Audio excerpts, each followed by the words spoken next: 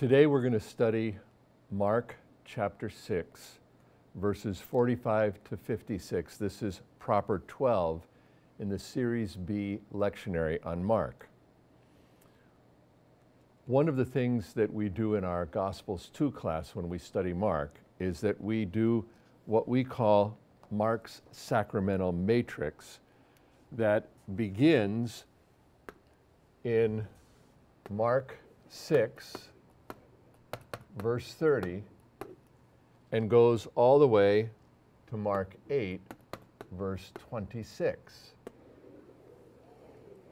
And one of the things we mean when we say that it's his sacramental matrix is that it's Mark's way of showing how, and this is really what we talk about, how it's all about the bread. And what we mean by that is, after last week's wonderful miracle of the feeding of the 5,000, and as you know, that is the only miracle that's in all four Gospels, Jesus shows himself to be the bread of life. And even though we don't speak of the feeding of the 5,000 or the feeding of the 4,000 as texts that are the Eucharist, they're Eucharistic in that they are the way in which Jesus is feeding the people of God by his teaching, by his healings, and here in this miraculous multiplication of fish and loaves, which certainly reminds us of the great Moses miracle in the desert, the manna, and how Jesus is, in a sense, the fulfillment of that. And what comes up there is this fact that the great miracle of Jesus as the bread. And in this section here, we see the incredulity of the disciples to know and understand who Jesus is, that he is the one who comes in his incarnation to restore all of humanity back to the Father, to feed us with himself, his teaching, to free us through his miracles. And what we're going to do now in the lectionary is, in a sense, walk through Mark. Now, what we have today, of course, is the great miracle of the walking on the water. And then we're going to take a 3-week break and talk about Jesus' teaching in John chapter 6. You're going to have Dr. Gieshen for that. And of course, that's all about Jesus as the bread, and it's all about the bread. And then I'm going to come back and do the first two passages in Mark, which are a continuation of this sacramental matrix. So we do take a little bit of a break, but I wanted to put this in a context that shows you that we see a kind of a very careful construction of text by the evangelist St. Mark that are really helping us to understand who Jesus is. Okay, with that brief introduction, let's look at our text here. And one of the things we're going to see is that the text divides itself into a number of different sections. The first section here is our verses 45 to 49. And here you see Jesus walking on the water, okay? And the reference to sea is very important. And we're gonna talk a little bit about the symbolism of the sea. Here you see it beginning with him walking, and here it mentions him walking again. So the sea and Jesus walking on the sea is very important. So that's going to be the main thing here for this part of the text. The next part is really just these two verses here. I think, yeah, I'll just do it there. These two verses, 50 to 52. So 50 to 52, which here, and excuse, I don't want to erase that because I'll erase everything. But here, 50 to 52, we have the response of the disciples. And in many ways, this is kind of the most important part. And then we have a completely different text here that is sort of unrelated to this one, 53 to 56, where we have people coming to Jesus and being healed by him. And it's this incredible statement of Jesus saves them, and really it heals them. That is, let's see if this works. Okay, that is the language here. I've got it there in of salvation, which is normally translated healed. So, I mean, the healing of the ones who are weak. So you have three pericopes. You've got the miracle itself. Whoops, that's not going to be dark enough. You've got the miracle itself. You've got, in a sense, the response to the miracle. And then you have these healings. And what we want to do, especially if we're going to preach on this text, which is what this is all about, is how do we preach on this? How do we make sense of this, these texts? And especially the walking on the water. That's a very difficult text. Okay, now let's see. Good, we go back to the front. Perfect, it's working. All right, let's look here. Maybe I think I'll use the green. Let's do first of all here the part that's the walking on the water. Now, the first thing I want to observe here is Mark's very common expression, eothus, immediately. This is typical Markan stuff. We've seen this in pericopes from the very beginning. Everybody observes it. You can see another one here that, in a sense, marks this as a new one, because you have another immediately. The idea of the boat. Now, not everybody is going to resonate to this, but even Luther describes the boat as the church. And when Jesus gets on the boat, after walking on the water, the storm ceases. You know, it's the other miracle here. And I did a passage a couple of times ago with you about the call of Peter and the boat and the fish. And I mean, there's wonderful ecclesial overtones to that. So I think the fact that the boat is here, and you'll see the boat throughout this whole sacramental matrix, as I said, from 6:30 to 8:26. The boat is a very important theme all the way through. One of the things we want to say about the sea, let's use blue for the sea, which comes throughout here, is that the sea has always been the idea of the primordial, the chaos, the darkness, in many ways the place of the world, but also where Satan is. And this miracle with the boat on the sea and Jesus walking on the water, which is just an amazing thing that he walks on the water. Peripateo. He walks on the water. He walks on the sea, I should say. An amazing miracle. It's not in Luke's gospel. It's not in Matthew. You will see it in John. And both in John and Mark, it's in connection with the bread. So these are connected. The sea and the bread are connected. And the reason why this is such an extraordinary miracle is that it's unlike any other miracle. Luke doesn't have this, as I said, and you know I'm a Lucan guy.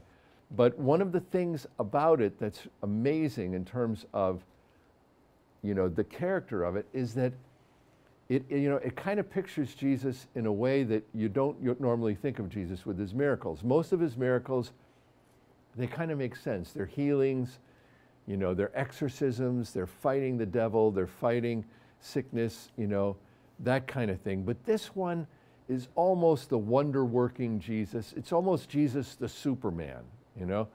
I remember when I was at seminary, Dr. Veltz said, you know, Jesus is not like Superman in the sense that he levitates or he flies or, you know, he does superhuman powers that are of strength and that kind of thing. But this one is verging on it, walking on the sea. Well, I think one of the things you want to say is that here Jesus shows that he is got the power over the primordial, darkness here. And that he is the Lord of creation. That's the way to put it. Obviously, and I think, this is certainly worth saying, this shows his divinity, very much so. But what we're going to suggest, especially as we move on, and the Pharisees later on in the next couple of chapters are asking for a sign, and the sign, of course, is the sign of Jonah. That sign is the sign of the resurrection. And here you have an example of Jesus who is almost in his resurrected body, where he doesn't have this sense of, space and time, but it's almost like a transfiguration moment. And it really, in many ways, has an ascension feel to it. He is not subject to what normal people are subject to, gravity, sinking into the sea. He's walking on the sea. Now, on the other hand, with the sea, I'm going to erase this stuff and start over again. With the sea, one of the things we note is that the disciples are, and this is a very important statement here, they are making headway painfully. And, there are all kinds of overtones here with when this occurs, in the night. It's just about to become, the light is about to dawn. But here they are struggling when Jesus comes to them. There is a sense now that they're fighting the elements, There is this sense of the wind that is against them. They're struggling in the world, and it's really beginning to overcome them. And they're really beginning to feel a sense of despair. Of course, when they see him on the sea walking, they think they're seeing a ghost. Now, I don't want to make too much of this, but boy, there are a lot of parallels here to Luke 24. And what I mean by that is this very much has many of the same elements as the resurrection appearances of Jesus in Luke 24. I mean, they think he's a ghost. There's food involved. It's amazing, the statement, I am, that occurs in Luke 24. I mean, all these things, their response being terrified, afraid, astounded by things. And many commentators have done this. By the way, I highly recommend looking at Joel Marcus on this, his commentary on Mark. I read it before preparing for this, and it's wonderful. He talks here about all the Old Testament overtones. There's overtones here with the Red Sea, the Jordan, the Passover. I mean, there's a lot to preach on right here with this particular part of the text.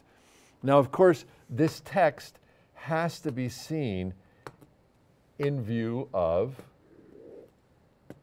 the reaction.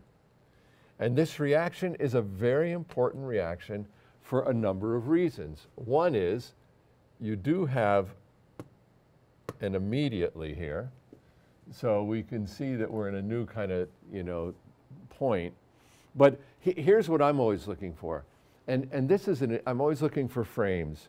Here they start out terrified, and here they end up utterly astonished. Now there you have a beginning and an end, and look what's in the middle. The things that Jesus says here. Now the first thing he says is courage. I think the Velt's commentary says, buck up. I love it. Buck up. And then he gives that thing that I have called, and if you haven't heard this from me, you be not afraid, which is an absolution. And what's in the middle of this is the great I am. Ego eimi. Yahweh. Yahweh, okay, Yahweh is here. He's walking on the sea, and he is about to get on the boat. And the minute he gets on the boat, the wind dies down. Now this is an amazing thing here, that they are framed by, this might be a little less, you know, kind of not as terrified when he says it, but they are amazed. They're amazed. They're utterly astounded, and here they're terrified. And he says, be not afraid. So the reaction here is like they're absolutely undone by it.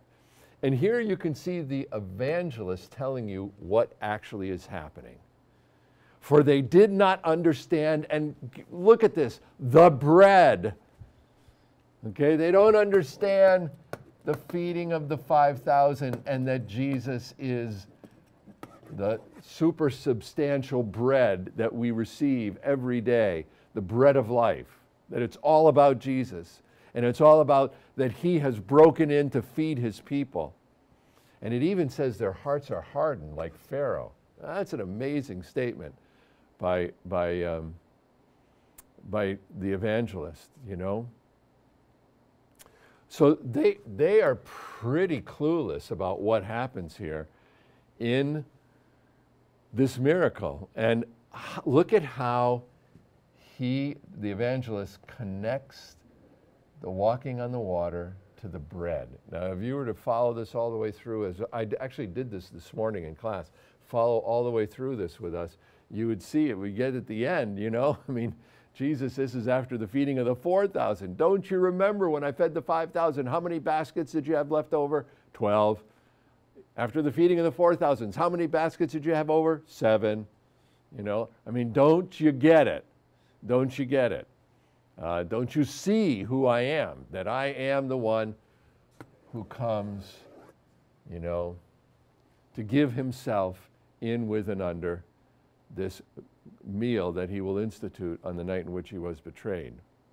Anyway, this takes us to the last part here that, well, I'll start here.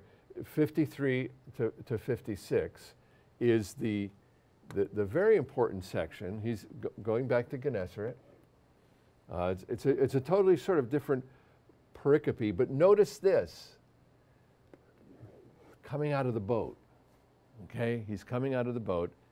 And I think we're talking here about the people. They immediately knew him. They get it. It's interesting. Maybe not fully, but they get it. And what do they get? They get that he can heal those having kakos, you know, illnesses, because what they heard, okay, they see him as the healer. They see him as the one who can heal. And I think this is very important now. As we come here to the very part of the text, he's going through villages and cities and marketplaces. And you have this remarkable statement here where, you know, again, diseases, but he touches them, very Markan. Okay, here's the Creator, his flesh coming and touching the flesh of the others. He touches them, and they are saved, healed. Now here you get a glimpse that the crowds who come to Jesus to be healed by him, in many ways they understand the bread even better than the disciples do, and certainly better, as we're going to see in the next pericope, better than the Pharisees do. So this is actually a nice way to end this text. And if I were to just sort of conclude here what it is that we want to say about this in terms of the preaching of it, the clear focus here is the miracle, and that it testifies that Jesus is the I am. And as far as the miracle, I would certainly stress that he is Lord of creation. This is, you know, Jesus sort of in his resurrected body, his divinity. And it shows everybody that he is the bread. He is the one who comes to feed the people of God with himself. The disciples do not understand the bread, and yet there are people who do see that Jesus is the one who comes healing the nations. And I can't emphasize enough how this is, of course, an expression of the new creation. And remember, everybody, you all as Lutherans, we talk about the new creation. The new creation, part of that new creation, is the forgiveness of sins. But there's more. It's healing, it's casting out demons, it's raising the dead. All forgiveness is releasing us, freeing us, liberating us from the bondage of our sin. And so Jesus comes as the creator to his creation to free it by feeding it, because he is the bread of life. And the one thing I would help my people understand is that they would understand the bread.